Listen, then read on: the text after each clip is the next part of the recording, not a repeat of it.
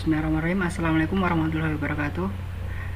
Alhamdulillahirrahmanirrahim. Assalatu wassalamu ala asrafil anbiya mursalin sayyidina wa maulana Muhammadin amma ba'du. Yang terhormat Bapak dosen dan teman-teman yang saya banggakan, di sini kami akan mempresentasikan makalah kami tentang bullying pada siswa.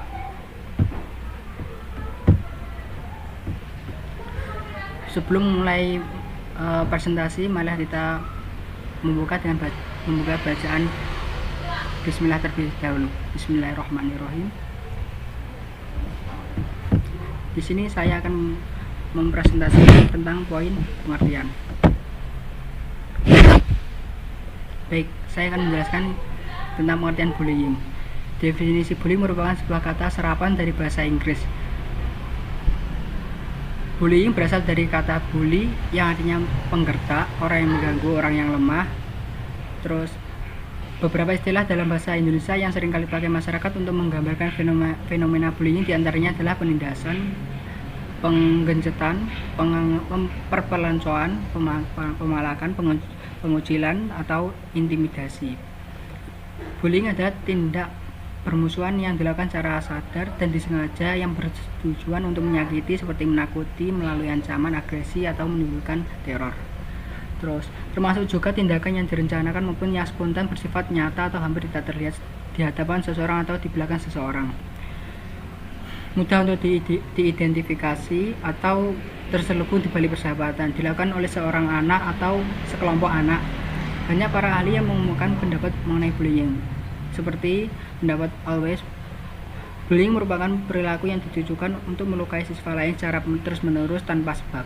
Sedangkan menurut Rigby merumuskan bahwa bullying merupakan sebuah hasrat untuk menyakiti. Jadi hasrat ini diperlihatkan dalam aksi menyebabkan seorang menderita. Aksi ini dilakukan secara langsung oleh seseorang atau sekelompok orang yang lebih kuat. Tidak bertanggung jawab, biasanya berulang dan dilakukan dengan perasaan senang dan tidak memiliki perasaan bersalah. Oleh karena itu, beberapa ahli psikologi menambahkan bahwa bullying merupakan sesuatu yang dilakukan bukan sekedar dipikirkan oleh pelakunya. Keinginan untuk menyakiti orang lain dalam bullying selalu diikuti oleh tindakan yang negatif. Sehingga bullying merupakan bentuk awal dari perilaku agresif, yaitu tingkah laku yang kasar. Bisa secara fisik, psikisnya, melukai kata-katanya, ataupun kombinasi dari ketiganya. Hal itu bisa dilakukan oleh kelompok atau individual. Jadi pelaku pengambilan keuntungan dari orang lain yang dilihatnya oleh mudah diserang atau dia lemah, maka menjadi target seorang yang dibully.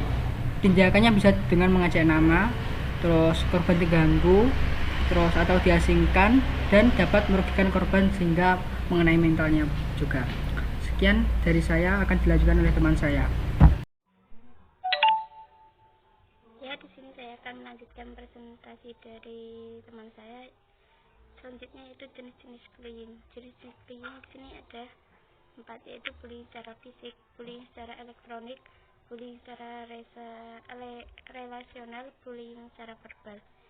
Selanjutnya yaitu solusi bullying. Pertama yaitu menciptakan budaya sekolah yang bertransformer, belajar yang baik, menata lingkungan sekolah dengan baik, dukungan sekolah terhadap kegiatan positif siswa. Selanjutnya yaitu solusi bullying bagi orang tua untuk anak. 1. Kenali dan perdalam karakter anak. Menjalin komunikasi dengan baik. Orang tua harus membiasakan timbulnya rasa keberanian dan percaya diri pada anak. Bicaralah dengan orang yang tepat. Jangan turuti anak minta untuk pindah sekolah.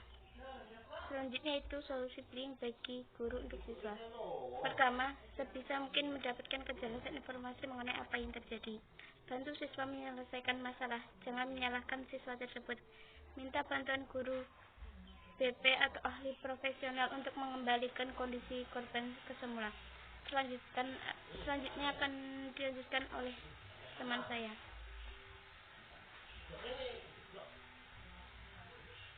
Assalamualaikum warahmatullahi wabarakatuh. Saya ingin menyampaikan materi untuk melanjutkan presentasi dari kelompok, yaitu faktor yang memengaruhi bullying.